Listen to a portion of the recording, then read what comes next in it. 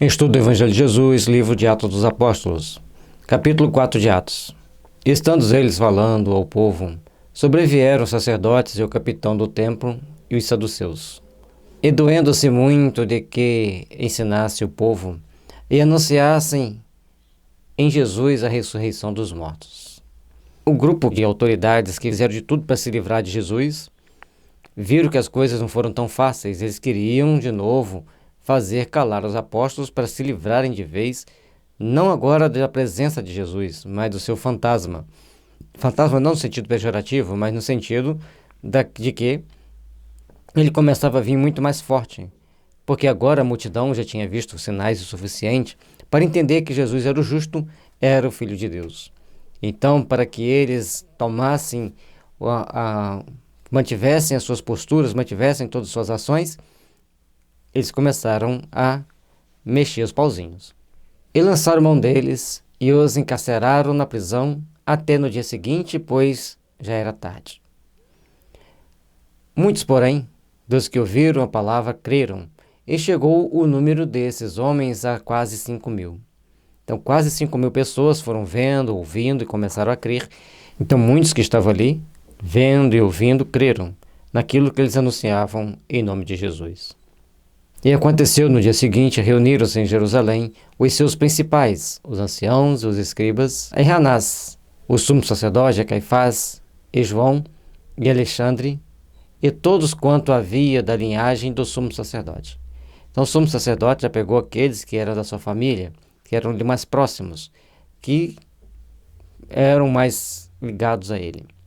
E pondo-os no meio, perguntaram: com que poder ou em nome de quem fizeste isto?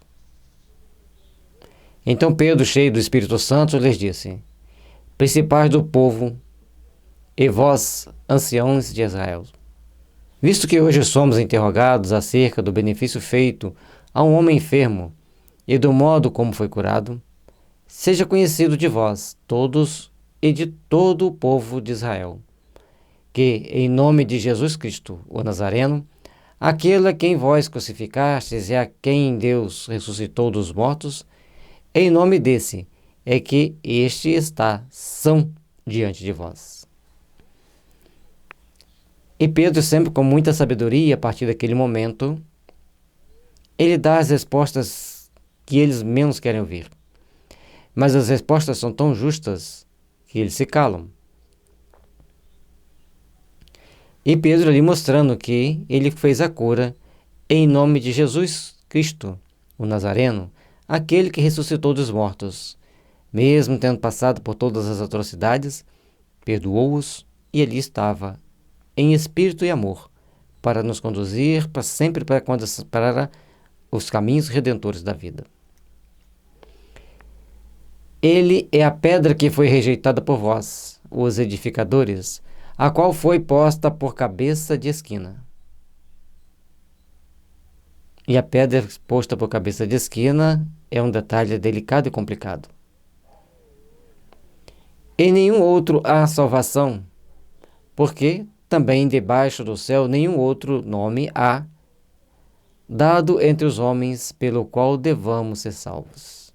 Portanto, se ele foi posto como pedra angular, como pedra de esquina, não vai ter outro nome na terra, não vai existir outro debaixo do céu que nos sirva de modelo para que nós possamos conseguir a nossa redenção, para que nós consigamos crescer para a misericórdia divina, crescer para o entendimento do amor divino. Então, eles vendo a ousadia de Pedro e João, e informados de que eram homens sem letras e indoutos, se maravilharam e tinham conhecimento de que eles haviam estado com Jesus.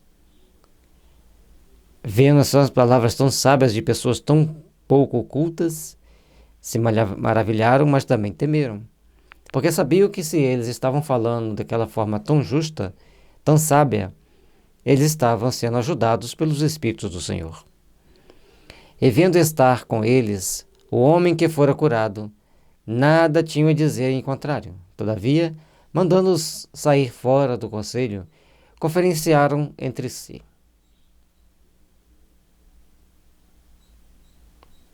Eles viram o homem que estava sendo curado. Ainda bem que não foi no sábado. Ele tinha sido curado, estava ali presente, andando normalmente. E agora? Conferenciam entre si e vão dar o veredito, lógico. Dizendo: que havemos de fazer a esses homens?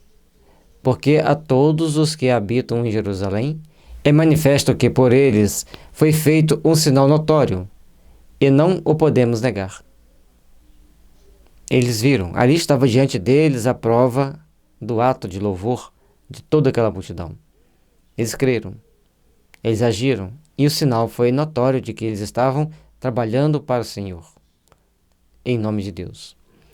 Mas, para que não se divulgue mais entre o povo, ameacemo-los, para que não falem mais nesse nome a homem algum. Não queria mais que falassem Jesus. Aquele nome deveria ser proscrito, mas o que aconteceu? Foi exatamente o contrário. Cada vez mais Jesus ficou mais forte, cada vez mais Jesus ia transcendendo e ensinando com amor através de seus discípulos. E chamando-os, disseram-lhes que absolutamente não falassem e nem ensinassem em nome de Jesus.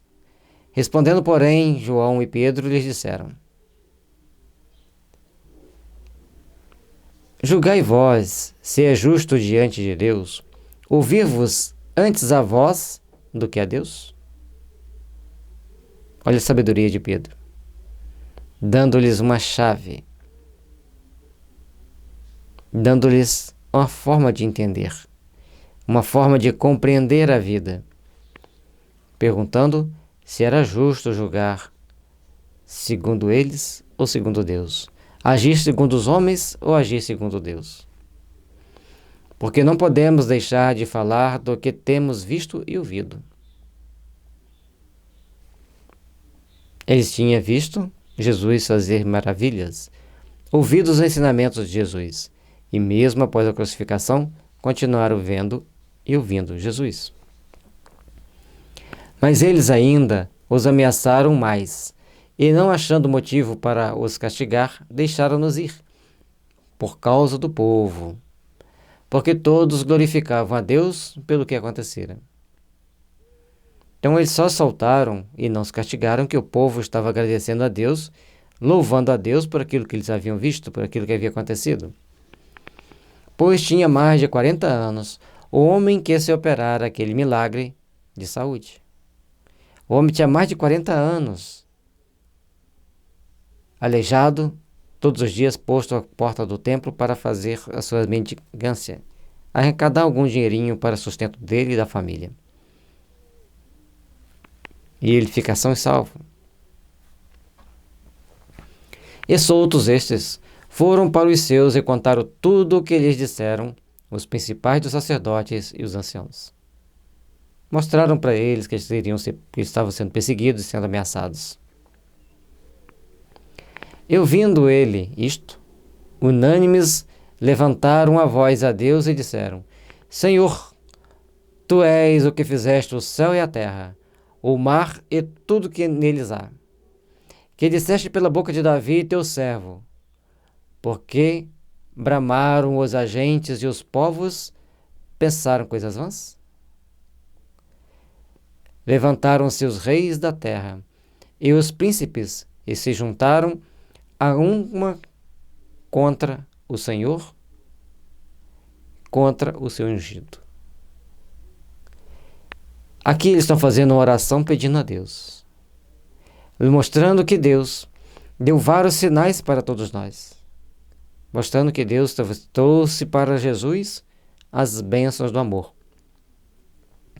Mas os homens da terra, os reis da terra, ajuntaram-se a uma unidade contra o Senhor, contra o ungido. Se uniram contra o Senhor.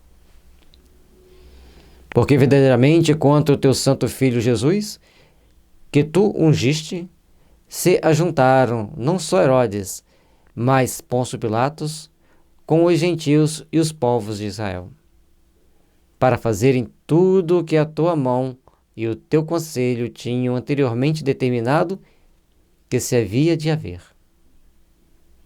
Então, a partir de agora, não estão colocando culpa em ninguém, estão reconhecendo que Deus havia mostrado que o Filho do Homem ia padecer. Portanto, alguém ia fazer aquelas atrocidades todas, cometer todos aqueles erros. Agora, pois, ó Senhor, olha para as suas ameaças e concede aos teus servos que falem com toda ousadia a tua palavra. Dai a eles a força, o poder de continuarem trabalhando com coragem e sabedoria e amor. Enquanto estendes a mão para curar e para que se façam sinais e prodígios pelo nome do teu santo Filho Jesus. E tendo eles orado, moveu-se o lugar em que estavam reunidos. E todos foram cheios do Espírito Santo e anunciavam com ousadia a palavra de Deus.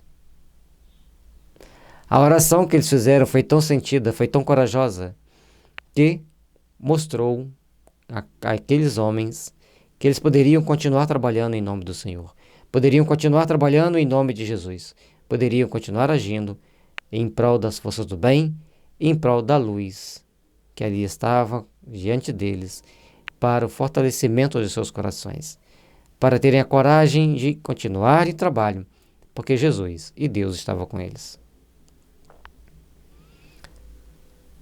E era o coração e a alma da multidão dos que criam. Ninguém dizia que coisa alguma do que possuía era sua própria, mas todas as coisas lhe eram comuns. A união dos sentimentos, a unificação dos ideais, a unificação em prol do bem. E os apóstolos davam com grande poder testemunho da ressurreição do Senhor Jesus. E em todos eles havia abundante graça. Ali estavam todos reunidos, no ideal de amor, no ideal de solidariedade. E os apóstolos davam com grande poder testemunho da ressurreição do Senhor Jesus. E em todos eles havia abundante graça, abundante gratidão, abundante respeito a Deus, abundante sentimento de amor, de misericórdia e de paz. Não havia, pois, entre eles necessitado algum, porque todos os que possuíam herdades ou casas, vendendo-as, traziam o preço do que fora vendido e o depositavam aos pés dos apóstolos. E repartia-se a cada um segundo a necessidade que cada um tinha. Então José, cognominado pelos apóstolos Barnabé, que traduzido é filho da consolação, levita natural de Chipre, possuído de uma herdade, vendeu-a e trouxe o preço e o depositou ao pé dos apóstolos. Ali, a gratidão, o sentimento de amor era tão grande que todos compartilhavam tudo. Tudo que eles tinham era gerenciado, administrado em prol do bem comum. Ninguém queria ter mais. Todos queriam ser solidários, todos queriam contribuir, todos queriam trabalhar para que o Evangelho se crescesse e fortalecesse. E que Jesus fosse eternamente lembrado nos corações humanos. Que as bênçãos de Jesus estejam nos envolvendo e fortalecendo, iluminando nossos caminhos e nossos corações, para compreendermos a importância da solidariedade, a importância da compaixão, a importância de sermos todos irmãos, em Cristo, em Deus, trabalhando para o bem-estar de todos nós.